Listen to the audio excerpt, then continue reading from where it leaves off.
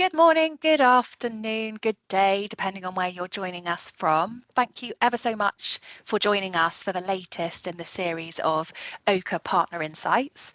For those of you that haven't joined us before, Oaka Partner Insights is designed to provide actionable insights, tips, advice, guidance, you name it, for Microsoft partners in the Microsoft partner ecosystem specifically. Our aim is to try and demystify as much as we possibly can some of the complexities of Microsoft programs, sales and go-to-market initiatives, and scaling a modern Microsoft partner practice. I'm joined today by my fantastic colleague, Tamara Phelan. Say hello, T. Hey guys.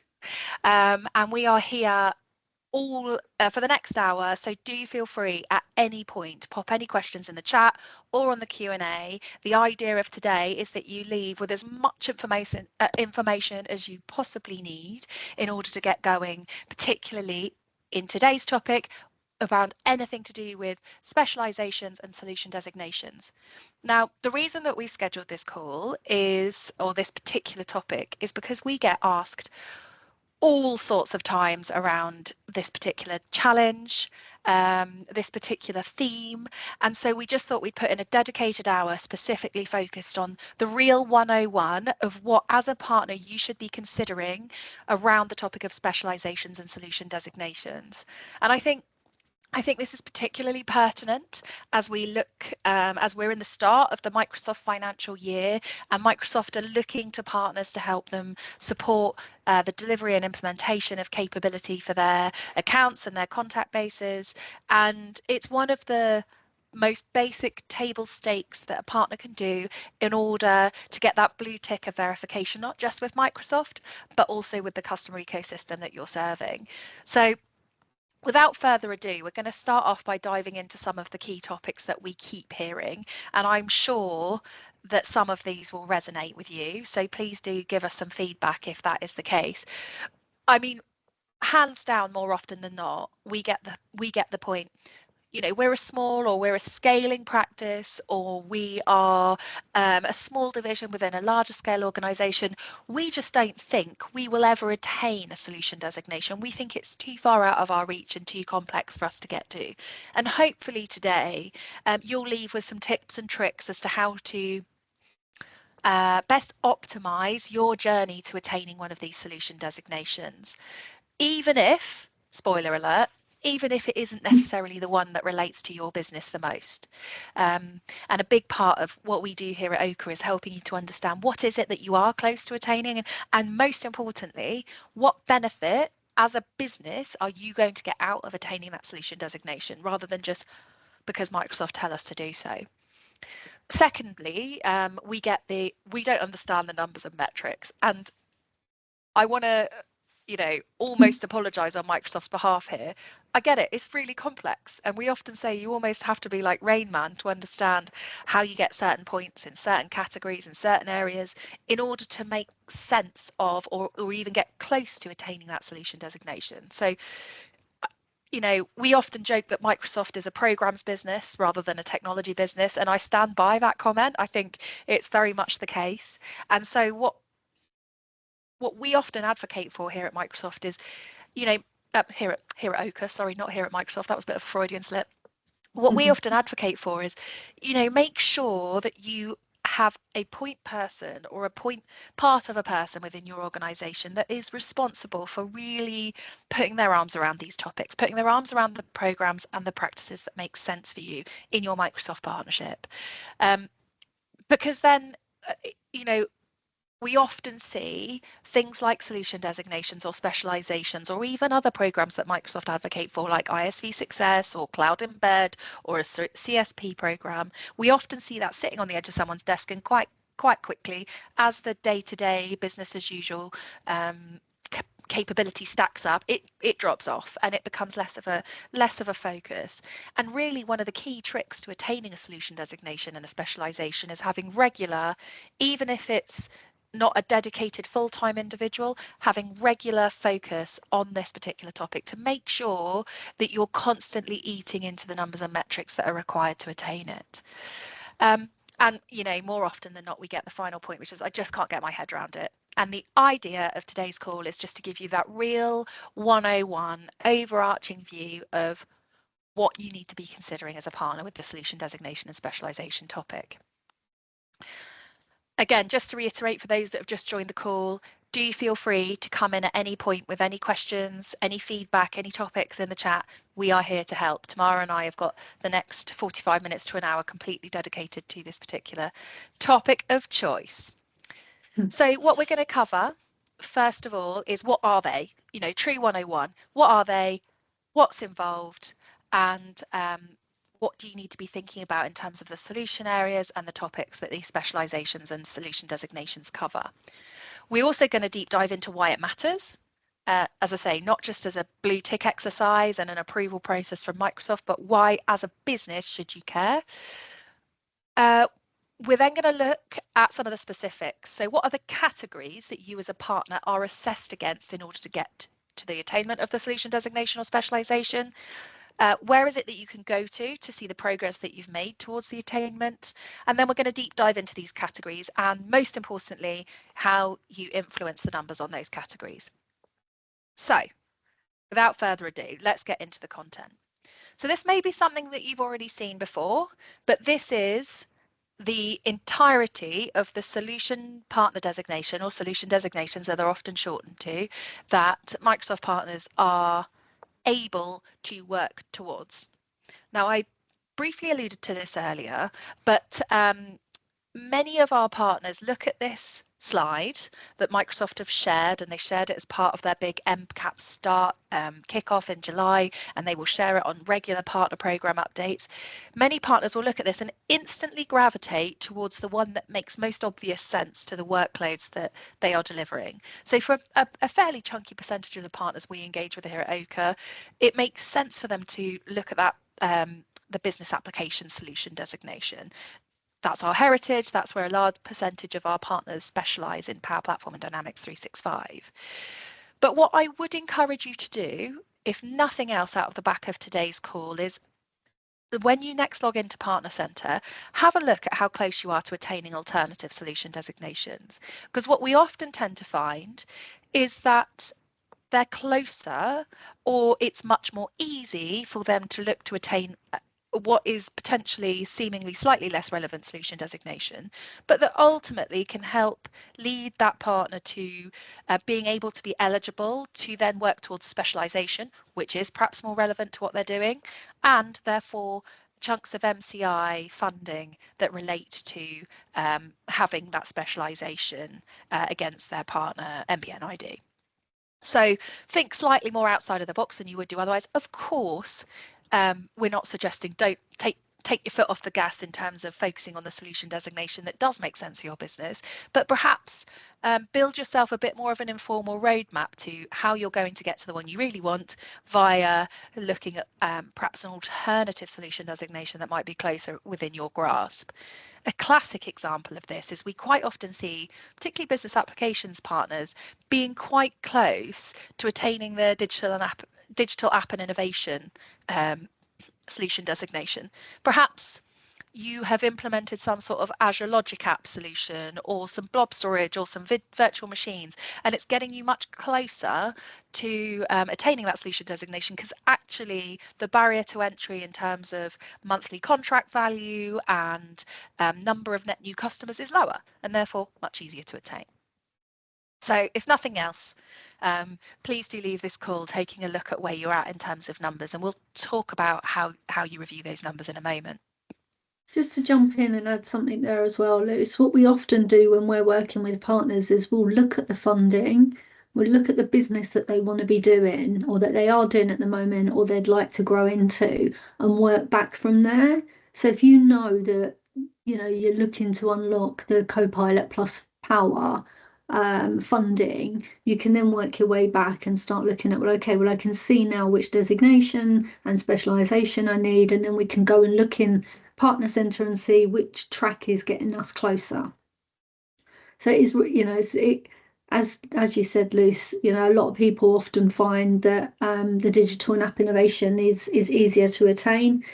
But it is good to look at why you're attaining it. You know, like what is it that you're hoping the end game is going to be? What is it going to unlock for you? Is it internal use rights? Is it funding? So that when going through the process for a reason that makes sense to the business. Completely agree. And interestingly, on that topic, we have just had a question in from Tony. Thank you, Tony, for your question. The question was, hi, will you cover software designations or solution designations for ISVs, or is the principle the same? And what I would say here is we've actually even seen firstly, yes, absolutely, there is an ISV solution designation. It's new. We'll talk about it in a minute. The principle is the same. The ways in which you look to attain those solution designations are covered by the 3 key categories that we'll talk about in a minute. But what we have also seen from an ISV standpoint is sometimes if that ISV has any services offerings or deals with customers themselves directly, it might even be that they can look to attain a more traditionally systems integrator, professional services or SI type solution designation. And we're actually working with one ISV at the moment who has just received their business applications solution designation, even though they are an ISV, because they've been able to associate the certifications that their team needed. They've got customer references and customer associations that make sense and attribute towards that solution designation. And again, to reiterate, whilst that didn't make the most natural sense for them initially, what they have been able to do is make significant use of the benefits that have come out the back of having that designation. So yeah, absolutely, the principle's the same. Let's think about some of the curveball ideas to help. I don't want to say hack. I want to say optimize your partnership relationship with Microsoft. So we talked about the overarching solution designations. One thing I didn't cover, so I will just flick back to the previous slide, is you might notice that some partners in the market see this almost like a game of Pokemon, and they're getting as many of these solution designations as they can and got to catch them all type vibe. And if you get all 6, you then get this extra additional solutions partner for Microsoft Cloud badge, which really is, an ultimate badge of honor for getting all 6 of the other solution designations. What I will say, in slight contradiction to our previous topic, is that we always advocate here at Oaka for try to really stay in your lane as much as possible. So if you aren't kind of a true managed service provider that has got capability to cover the breadth of these solution designations, once you've got the one that really makes sense to you, we would strongly encourage to work out, does it make sense for you to go after any others? Is it going to provide the value back to the organization, just, under the concept of trying to get as many as you can, and be really kind of honest with yourselves as to whether it makes sense for you to go for as many as you can. It doesn't always make sense. So moving on to specializations, you'll see that there are a vast amount more specializations that you can attain in comparison to the solution designations, and really that is because they do what they say on the tin. They allow you to define your specialism as an organization. Again, one of the interesting things here is I think quite often the solution designation under which the specializations drop into, for me, don't always make the most natural sense. So as an example, intelligent automation makes a lot of sense for an RPA partner to go after. They've got experience in delivering robotic process automation with Power Automate Desktop or Power Automate or Logic apps, and it sits underneath the digital app innovation, the Azure focused solution designation. So, when we talk about, as Tamara referred to, when we talk about looking at the funding and working out what the eligibility criteria is for the funding, and almost reverse engineering which solution designation and specialisation you need to get to from a funding perspective, I would be tempted to suggest you also look at, okay, which specialisation are we really looking to go after, and working it back that way as well. Yeah, as you can see from there, Luce, and I'm sure everyone else has seen it as well, the intelligent automation sits underneath biz apps as well as digital and app innovation. Oh, yeah. So there are a couple that sit under, under a different, yeah. But Yeah, it just means there's more routes, right? So rather than being overwhelmed by all of what is, look at the business, look at what you're looking to achieve for your clients, look at the type of funding and engagements you want to have with Microsoft and work your way backwards. How do we then make that work? absolutely. Now, I said that many of you may have seen this slide before, and that's because it's this list of solutions partner designations and specialisations hasn't actually changed for FY26, and this is still the most up-to-date version. However, there are new designations and specialisations on the roadmap. You may have seen this slide. This was actually released at the Microsoft Customer and Partner Solutions event in early July. And some of these new specializations and designations are now live. And I think the one that I'm personally really passionate about is this SMB pathways. You know, it's particularly for organizations that perhaps you do specialize in multiple solution areas and you specialize in implementing capabilities into the smaller scale organizations, this is absolutely the one for you. And I'd encourage you to head on over to aka.ms/MAICPP, Microsoft AI Cloud Partner Program, and take a look at the requirements needed to work towards this SMB Pathways solution designation. With regards to the Copilot one that was live last month, we have a deck that talks about a Copilot specialisation. You probably saw it yourself in MCAPS, but if it's missed you for whatever reason, let us know and we'll share with you the deck. And it basically, it tells you some of the funding that's going to be available, the thresholds and everything else that you need to know about working towards that and understanding what it's going to unlock. So yeah, let us know that if you don't have that already, and we'll get that across to you. One of the things that's detailed in the deck Tamara mentions is the Copilot Jumpstart program. I'm sure many of you will have heard this terminology, and if you have yet to register on this Jumpstart program, unfortunately, applications to enter are now closed. I have recently contacted Microsoft to see if we can get an understanding as to when these applications are going to open again. So as soon as we know that, we will be communicating that via our social media channels, or we'll share our contact details at the end of this edition of Oaka Partner Insights, and you can drop us a line if you want to be kept in the loop as to when that is next going to open again.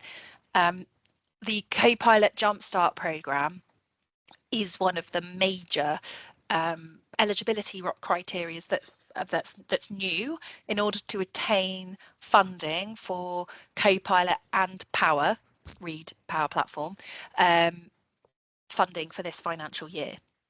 So for those of you that have historically used business applications funded engagements like some of the envisioning workshops, or Tamara, keep me honest here, you remember the names of the chunks of funding far better than I do. Vision and value, yeah. So Proof of concept, etc. Yeah, exactly. Most of that now falls under this Copilot and Power Accelerate program, of which you need to be a Copilot Jumpstart partner. So we'll keep you in the loop as to when those dates open up again. But I'm proud, T, because it took us 18 minutes to mention Copilot in this call. We haven't dropped the AI bomb at all before before that. Yeah. Perfect. Okay, so what we've done is with regards to looking at getting the designation and specialisation, rather than use a live partner centre, we've just lifted some slides and we've dropped them in here so that we can start talking you through these. Now, I know I can see some of you, I can see some of the people that have joined, and some of you are going to know the 101s, the basics that we're looking at here. But because we didn't know the level that everybody was going to be at, we wanted to really start at the beginning. So we've targeted this really at making sure that you understand the foundations. And then once we've completed this one, we'll take feedback, and then we'll schedule a more in-depth one where we can go into, what are the next things that people are struggling with that we haven't covered yet today. So do you want to jump on to the next slide, Luce? Sure. So first of all, when you've logged into Partner Centre, assuming you've got your Partner Centre login, When you go to your membership and solution designation, you've then got your snapshot. And as Lucy was saying, it's worth taking a look in all of them. Now, you know, so as you can see the high level snapshot of where you are, and you also get some kind of recommendations that will tell you if somebody's certs are going to expire and things like that here. And Lucy mentioned this earlier, that somebody really should have the joyous role of owning this, and really somebody has to assume responsibility. And what we would advise, and certainly what we do with our clients, is have like a monthly governance call where we look at partner centre and what's moved, what's changed, what's at risk should be included in that. Some of the things that I certainly find a challenge with is having the data from like last month or the month before. Like you'll often get told that, you know, your deployments have dropped by X% or something like that, and it's like, well, which ones and how? I know I was talking to Corbs earlier on in the week, and she also does this in that she regularly does her downloads monthly. So, and then you can save them and kind of you've got that to go back to. But somebody needs to be going in here regularly just to, one, remember where everything is, and two, keep an eye on what's churning, what's new, and what's at risk here. So that's just the high level snapshot. So at the top, you can look at all of your designations. I'm just pulling Partner Centre up in the background. So whilst you're doing that, T, a couple of flags I would just say on this particular view as we're looking at it now. We have seen in some Partner Centre environments that the recommendations made with those little pop-up windows are incorrect. Not helpful. Yeah, and I can't explain why. I guess there's some data hygiene issues in the background, but I would always validate them. And we've seen specifically around skilling, you know, there's quite often flags around you've got some certs that are due to drop off. Occasionally they can be incorrect. So just err on the side of the caution with those, and just, you know, and I guess the advice around having an individual point person and a governance session to make sure that you're keeping track on these metrics, even if it's just half an hour a month, would mean that you will know whether those recommendations are correct or not. So in general, my guidance is, yes, interesting to have them flagged, but don't take them to heart. And then secondly, on just to emphasize the snapshot concept, we have had some partners who've experienced quite dramatic fluctuations in numbers mid-month, which can be really confusing. Many of you know that every month Microsoft does a big data refresh, and so we supposedly, yeah, it doesn't always happen. So we often expect there to be a fluctuation, and they do. They're quite open about when they publicize the date they're going to refresh the data. It isn't always the same day that they publicize, but they do publicize that date. But we've even seen some fluctuations in data within that not even close to that date. So I do really urge, take screenshots, save them with the date, so that particularly if you're close to attaining your solution designation, if for whatever reason there's a problem with the data in the background of Partner Centre, you've got some evidence to say, look, we were, you know, 69 points out of 70 that we needed to attain.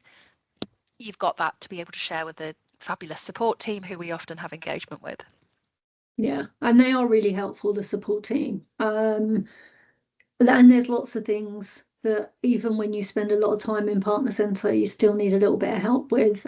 So I would also say don't feel away in raising a request. You know, reach out to us if there's something that you want to check or if you're not sure. But we regularly raise requests for our partners. You know, there's just so much data on it, and you know, in some screens you can download the data, and then in the next screen you can't, and you have to Control A and copy it into a spreadsheet and create your own tables. So yeah, and good shout out about the certs also. So I had a couple of certs that were saying that people's certifications were expiring this month, but they'd already reset them. So, you know, it is good to be on the ball, but don't believe everything that you read, I guess. Lovely.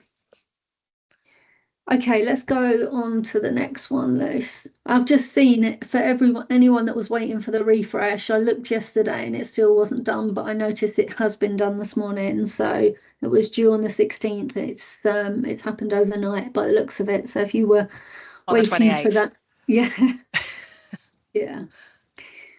Okay, so performance. So the first thing when we go into the solution designation, the criteria that you're evaluated on sits into three different areas. You've got performance, skilling, and customer success. Helpfully, that's the same in all of the designations. It's not in the specialisation, so you do need to be a little bit careful. It's caught me out before that performance and customer success is lumped together in specialisations. But while we're the first one that we are reviewing is the performance. So as you can see from here at the moment, this in this example, there is no points. There's no customer ads. In fact, it looks like one has trued down, and so I'm sitting in minus at the moment. Do you want to just jump to the next screen, Luce? And I think we put, so where you look at the view details, that will then expand open up a new window that provides greater clarity. So here we're going to see that each customer is going to give me 10 points. So at the moment, I've got no points. If I manage to associate 3 customers, I'm going to get my 30 points.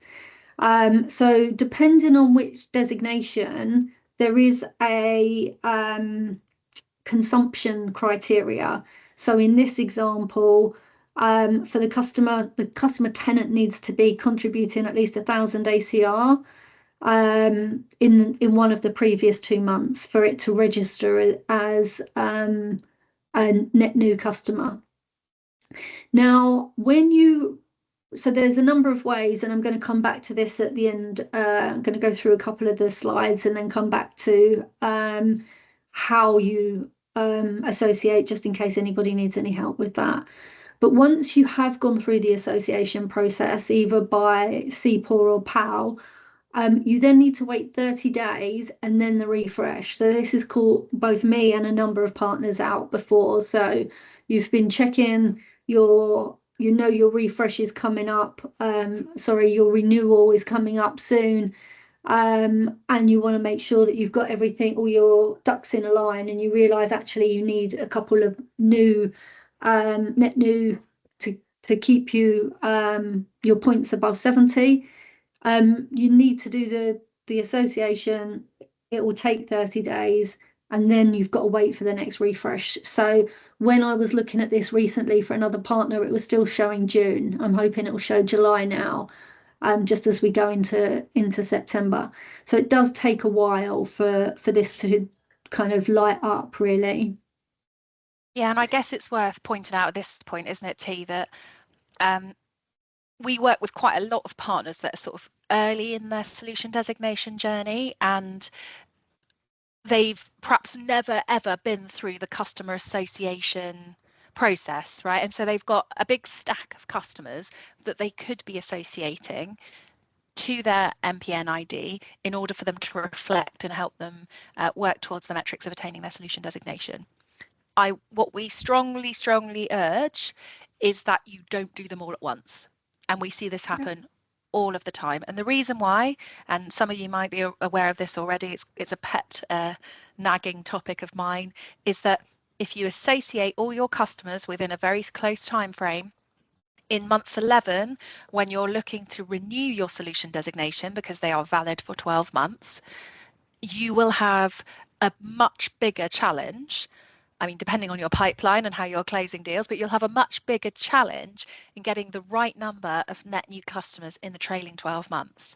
So one of the bits of guidance that we advise, and apologies T if I've stolen your thunder here, and we're going to cover this later, is get yourself a nice little Excel spreadsheet or Copilot agent, I don't mind, that assesses which customers you've got that you could be associating to, who's going to associate it, which mechanism are they going to use to associate that customer, which solution designation do you want it to work up to, and when are you going to do the association. So you can start to drip feed in these customer associations, and gives you a bit of breadth over that first year or that initial attempt at attaining a solution designation.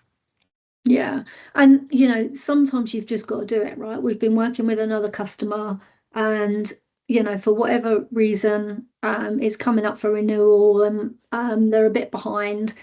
So we've had to associate quite a few because we want to secure the designation and specialisation. So sometimes you've just got to do it. But as soon as, like, if you're at an earlier part of your journey, as like one of the when we first start working with partners, it's like just start doing the associations as soon as as soon as you're winning business, start putting them in, because then you get a nice, you know, gap in between, unless you're, you know, smashing them out, at which case you might have quite a few. But you want to be able to get a few a month, you know, or one every other month or whatever, so that you've got, and as Lucy said, you don't lose all your certs are all of a sudden about to drop off, and then you're trying to encourage all of your delivery team to redo their certs at the same time of the year. No one wants that when they're all on delivery. And yeah, the customers for the especially for the customer success, you know, they're going to be looking at the trailing 12 months, you know, so you need to make sure you stagger the customers on there as much as you can. And definitely have a tracker, however you want to do it, have a tracker. And if you haven't got one already, if you go to your Insights tab, so from within Partner Center, Insights, and I'm not sharing the screen, guys, because it's live data, and I didn't want to do that. But I'm just going to talk you through it. So if you go Insights and Customers, you'll be able to see all of the customers that you've got associated and how they're associated. So we can create a spreadsheet of where are we now and what's missing, so that we can start to work out who we're going to start to add and how quickly, until you've caught up, and then put in a BAU process to make sure it doesn't kind of drop off again. Lovely, thanks, Luce. I haven't really paused to look in the chat. Shall we? We're all good. I've been responding. Good. We've got a couple of questions we'll come back to at the end, but lovely, no, cool. For the moment, all good. Okay, so the next area that you're kind of reviewed on is the skilling. So again, you've got your intermediate skilling and advanced here. And on both of these, you've got view details. And again, it will show you how many points you're going to get for each certification. And there are some things in here that people miss. Okay, so in this example, which was, this is,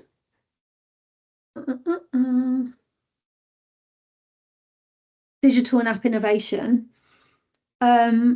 then you need to have two people that have the Azure Administrator Associate certification, and they both need to be in date. So you might have 4 or 5 Power Platform developers, and they're not showing. And the reason why they're not showing is you haven't got the 2 Azure Administrator Associate certification. So you need to make sure that you've got those as well, and they stay. I think they're 2 years.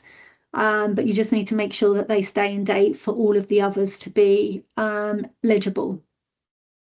And then you obviously you have the same for advanced there, and it literally highlights to you the certifications that are going to count towards this particular skilling, you know, in advanced and intermediate. And obviously it's different for each of the designations and specialisations. So it's really easy. You again, you know, create a spreadsheet. We've got one that's got all of the different, you know, PL 400, 200, 600, and what they, you know, what they all are. and then who has attained them. And on the spreadsheet, you can make it go red when it's within 3 months, so that there's a number of ways that we're keeping on top of the skilling here. Now, associating skilling has changed recently, and we've got some slides at the end that just take you through the process. It's only a 3-step process, so it's nice and easy. But in typical Microsoft fashion, if you do it out of order or around the wrong way, you end up with errors. So important just to make sure that you get that step in the right process. So we'll come back to that. Absolutely. And I think one of the quickest wins we've seen with partners recently is realizing that none of their team are associated to their organization, or they're associated, even worse, to their previous employer. Yeah. So we quite often see partners create some sort of simple what's the way of putting it, incentivization for getting their team to associate, or getting their team to attain the certifications. Drop us a line in the chat if you want us to take you through what good looks like in that respect. Great. So then we move on to the customer success element, which is often the most difficult part, especially for new partners. Hopefully, once you've got your designation, as this example has, the customer success and usage growth was automatically lit up. So this is fantastic here that we've got 4 marks. But if you're new, this is the element that is going to cause you some, it's just frustrating, because you start putting your net new customers on and you're not going to get your usage growth for 12 months. So if you're new on your journey, you've almost got to accept the fact that, if you want to get a new designation or you're new on the journey, that you've got to do the fit gap, and you've got to be realistic about how long it's going to actually take to get the usage growth and deployments. Now, for me, when I first started looking in Partner Centre a couple of years ago, and the guys at Oaka kindly, vastly upskilled me, because I thought I knew what I was doing, but it turned out I didn't really know as much as they needed to. Or you don't know what you don't know, right? So for me, I didn't really understand the deployments and usage growth and how all that works. So your net new customers, you're assigning via CPOR or DPOR or PAL, depending on which solution area. But that's basically the new customer. Okay, so that's going to help you get your net new. And the deployments are basically successful workloads that are now in production. So that's what we're looking at here. So we're looking at the amount of deployments, and there's a ACR. I can't see. There's an eligibility threshold as well in there. So for the deployments, that's what it means. And maybe everyone else knew that, but for me, I certainly was a little bit in the dark as to trying to work out what these meant. So for your deployments, it's what's in production.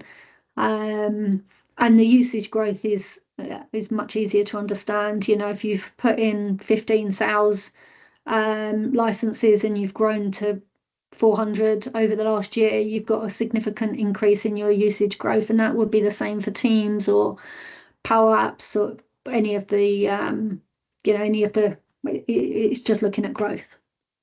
What I would say here is one of the things that I find quite complex to decipher / work out is when you click on the download feature, which you can just see on the right hand side there where it says 43 out of 5 deployments have grown.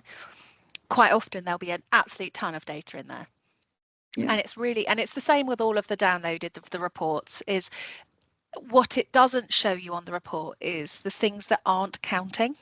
So you then have to go back to this screen that says view details, look at what does count, and look at the time frame it's reviewing, and then go back to your report that you've downloaded, and if you're clever enough, like you and Dalton on our team, for example, whack some pivots on your Excel spreadsheet so you're able to exclude the data in the report that doesn't count.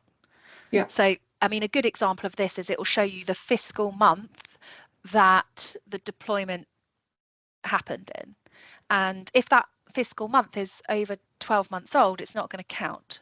So get rid of that, because that's distracting. And equally, if the value from one year to another year has gone down, that's obviously going to remove some points from this customer success category. Remove that. So, you know, if you're clever with Excel, this is the tricks here are going to be really valuable. Unfortunately, I haven't got that skill set, so I have to rely on the rest of the team to help us out here. No, I think the downloading the data and trying to work out what's missing and why is one of the most difficult things that we and the one of the reasons, you know, one of the things we spend a lot of time helping partners with. And it goes back to, if you're doing this regularly, you can open last month's or the months before and look at it and go, well, it says that I've lost deployments. Where have I lost them, and what customer? You know, it's much easier to try and work out than if you just do it and you haven't looked at it since the year before, and it says minus 44%, and you're like, great, where do I start there? So yeah, regularly download the spreadsheets and get good doing the basics. Download it, put it into a table, get rid of the data that you don't need, and find a whiz that can help you put a pivot table in and make it really nice and clear. We have had a question on usage growth, T, around, it says, can you explain how usage growth works for the business applications designation? Let me put a pin in it, because I just want to go through the next couple of slides to make sure we've covered that, and I'll either come back to it, or whoever's asked the question, I'll come back to you. Fabulous, thank you. Right, let's just jump on to the next couple of slides, because I know we're getting close in time. Now, I'm guessing most of you have seen this. It's in a number of Microsoft decks, but it's one of those resources that is really helpful and not always easy to find. So this is really helpful, like when you look at your solutions designation, especially for partners that have got multiple. So if you've got your business applications, your digital and app innovation and modern work, for example, all of your processes are going to be slightly different. So for biz apps, for example, to light up the net new, you need to be doing your CPOR claims. Okay. And then if you're doing the like POW links, for example, then that's going to light up your usage growth and deployments. So it's really important just to know that you don't just do your CPOR. You know, you need to understand all of the different elements and when to do it and why, and the different aspects that it lights up. Yeah, really, really useful. And I guess the only other flag that I would highlight here is these various different customer association mechanisms can happen at different stages of your relationship with your client. So, for example, the CPOR process can happen almost at any point. Yeah. Right, you can go in and make a request, and as long as you can prove and you can submit a proof of execution or a POE document to prove that you look after that customer and you have deployed that mechanism, you can do that at any point. And irrelevant of what solutions or workloads the customer has deployed, it's going to naturally increase over time as those increase. So that's probably the responsibility of someone on the left-hand edge of your business. Whereas Partner Admin Link, as an example, requires you to have a user on your customer's Azure tenant. So that's going to have to be done later on in the journey. So where we've seen partners succeed is having almost a flag for this in their internal project management or CRM solution, and giving responsibility to either the pre-seller or the salesperson for some of the more obvious customer claiming partner of record scenarios, and then to a delivery manager or a lead architect or a customer success person to ensure that PAL is associated.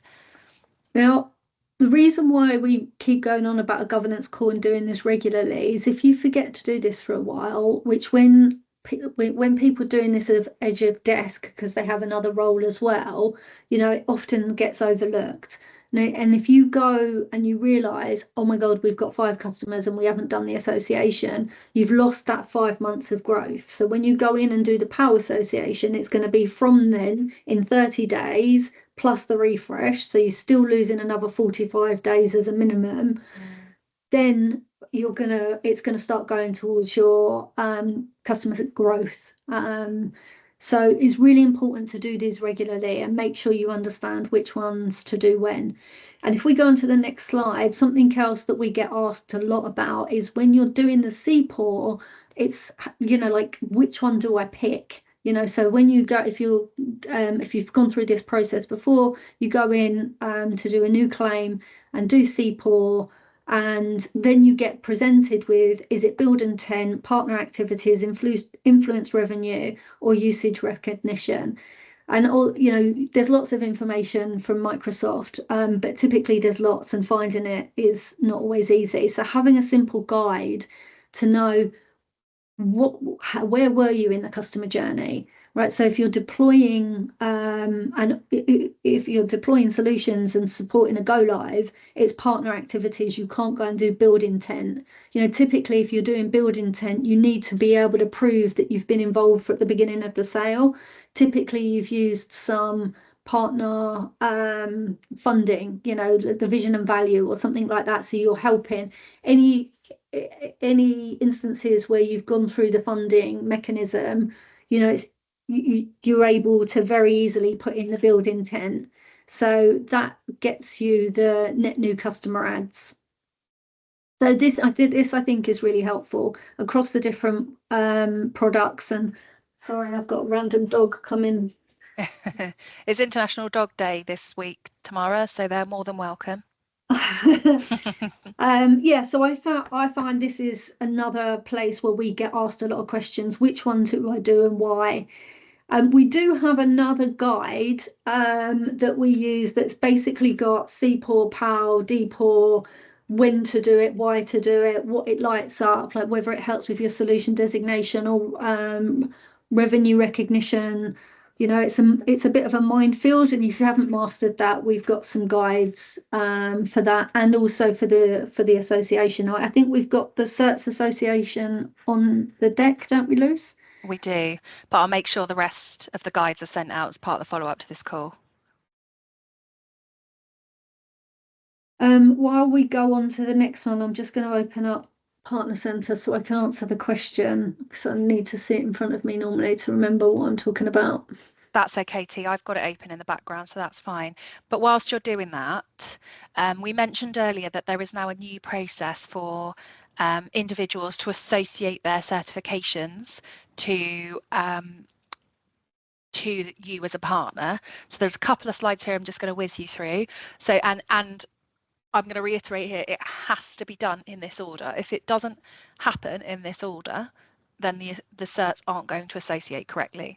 You get errors, and then you get, especially if you've got a relatively large business, and you say, can you go through a process, can we make sure everyone's associated, then all you get is errors, it's not working, and then it's a right pig to try and work out, have they got the certs, why isn't it working? So create a guide like this, or use a guide like this to make it, I was going to say idiot proof, but easy.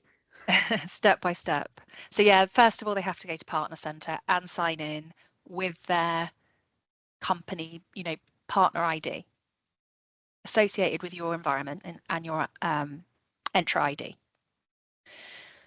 Then within Partner Centre, they need to go to the membership tab, move down to Learning Profile on the left-hand side, and then they'll see this button. And the button says something like associate to your customers. Sorry, it's so associate your certification. Sorry, it's so small, but you'll see it in the sharing of this deck. Don't click it. Don't click it. Just be aware it's there. Don't click it.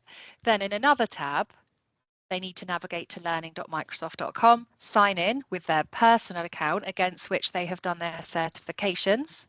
Make sure they're signed in. Then go back to the previous tab, and that button that you didn't click earlier, it's at that point you need to click, which will then automatically associate it to the personal account of that user, and then you should get the certification that you have linked your personal Microsoft Learn account to your company Entra ID as part of Microsoft, as part of the Partner Centre environment. So a bit of a whistle-stop tour. I know often the solution designation and specialisation calls lead to more questions than they do answers. And I know there's a few on the chat, so we will stay on and make sure that we get those answered. But we did just want to say that if there are any specific scenarios or you want us to have a look into your own specific partner centre environment, we are happy to do that. And we're going to offer a 1 hour partner centre assessment. So feel free to whack an email over to info@oaka.studio and we will make sure that we get that scheduled in over the next couple of weeks. I think just to put a caveat in there, we can, in that time we'll help you go around and point out all of the places that you need to be looking, answer any questions and support there. But if you want to do a fit gap or something like that, we wouldn't be able to do all of that. But we can certainly, if you've got some questions or you want to get to know it a little bit better, put in a call and we'll put in an intro session so that you can at least get your feet under the table, make sure that you're comfortable enough at how to get to insights, what insights is going to tell you about your customers that you've got, how to go through the CPOR process, just that all of the things that we've covered, how to go and do. Yeah, absolutely. Now, let me just review some of the questions that we've had on the chat, because I think most of them relate to a business application solution designation. And so I've got of them was our partner centre environment open, which obviously we are not a services partner, so we have scored absolutely nothing on any of these, but we are able to share, so I will get that shared as well.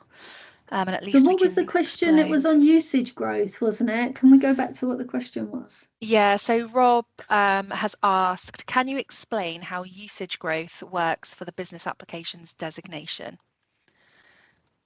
Okay, I'm just reminding myself. So usage growth, percentage usage growth, eligible usage growth, 100 times. Good question.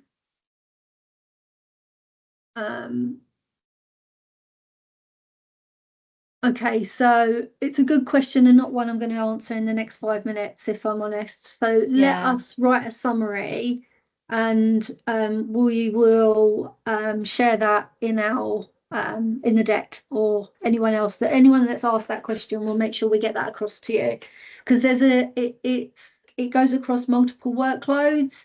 So I think it's dependent on the workload. If it's Dynamics 365, it's going to be growth of seats. But yeah, let us. This is absolutely the reason why we say that deployments and usage growth is one of the hardest things to track, and also, quite frankly, influence as a partner. Obviously, best practice wise, we always say ensure that you're doing enablement and adoption with your customers, because that will obviously help to positively influence usage growth and deployments, but it's very, very difficult to assess what you're going to get. I guess the summary is that each 1% of growth in the workloads that your customers are consuming contributes to 1 point of usage growth. There is a maximum of 30 points, or the maximum you can get in that particular segment of the customer success category is 30 points. You can exceed that, and good partners do exceed that, but it's only ever going to be a full 30 points that's ever going to count towards your solution designation attainment. They do need to have a MCV, a monthly contract value, and there is a minimum monthly contract value of 25,000 over the last year, so that's going to take a little bit of working out, and it's only some Dynamics 365 and Power Platform workloads that are counted, and the workloads that are counted are grouped into buckets. It's helpful. Complex, obviously. The best thing to do is download there's a spreadsheet. So when you go into that section, you can download a spreadsheet, and from within the spreadsheet, you're able then to see the growth. So it's different if it's going to be a sales, dynamic sales, for example. There's monthly active users, and for Power Automate, it's like consumption. So I can go and look at what was the consumption in July 24 versus the consumption in July 25. And if it's the same as it was, there's no growth. And if it goes up, then you've got that counts towards your growth. And if it goes down, obviously it's some kind of minus. So the best thing to do is download the Excel spreadsheets and try and kind of interrogate Decipher. those. Yeah, and Yeah. if you need a hand, give us a shout. There was a question from Corbs, Emma Corbett. Assume you will be able to apply for funding with the new solution designations. What will happen to our old ones and how long will they be valid for before they want us partners to do the new ones? Sorry, 3 questions in one. We haven't had a defined date for when the current solution designations as we know them are going to become invalid. I don't think it's going to be a quick thing, if I'm honest with you, Corbs. Quite often we see the new ones added and the current ones maintained for a good number of years. So Yeah. let's not worry too much about that. And we always get a significant amount of notice if they are going to deprecate the use of a solution designation. Yes, the new specialisations and solution designations will absolutely be eligible for various funding pots. Absolutely. And for those of you that haven't seen it, there is a, what's the guide called, T, for understanding the new funding pots? It always escapes my mind. The Incentives guide. incentives guide. Yeah, the Um, 177 pages of pure joy. The yeah. incentives guide gives you deep dive understanding as to exactly what you need to be eligible for certain different pots of funding. And then the final part of that question. Also, while Oh, you're I think looking we've at the covered all of finer it. part, I think there's going to be 6 months, a minimum of 6 months in the process of looking at the new specializations. And I think some of the other ones will, I mean, I'm just making an assumption here, will have some sort of AI weaved into them, like most things. And yeah, I don't envisage that they're going to get rid of the solution designations. They might just change. So where we've got the 6 at the moment, and now we've got 3 designations, solution areas, it's like how do they'll probably change where they sit, how they sit, and there'll be some added and some maybe some removed. But Microsoft have said it's going to be 6 months, and what they have said is start upskilling.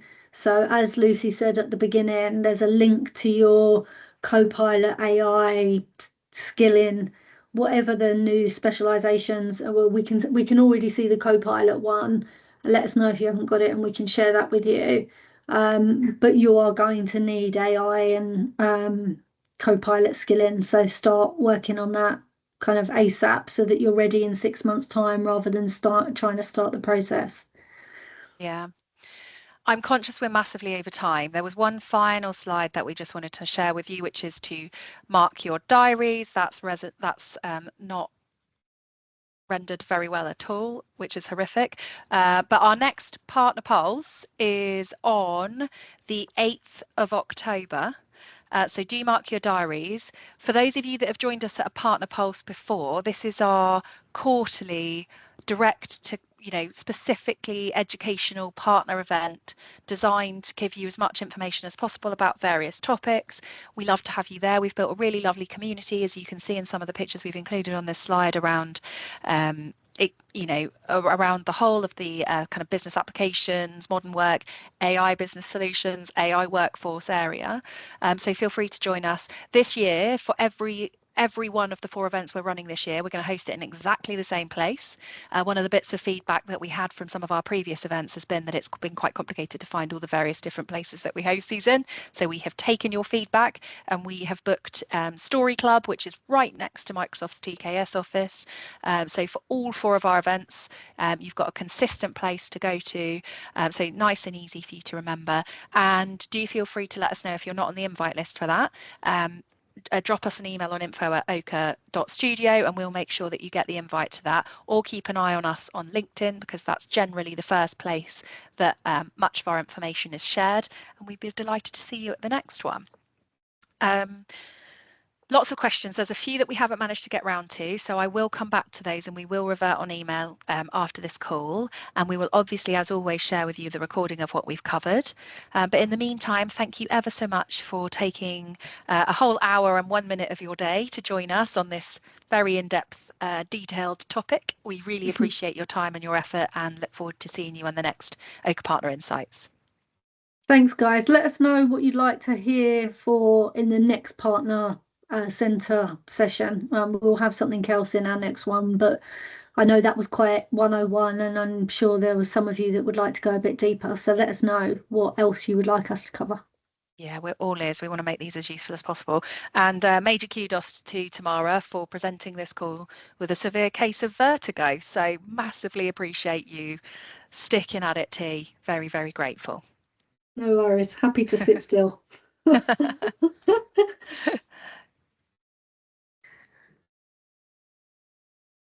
Thanks, guys.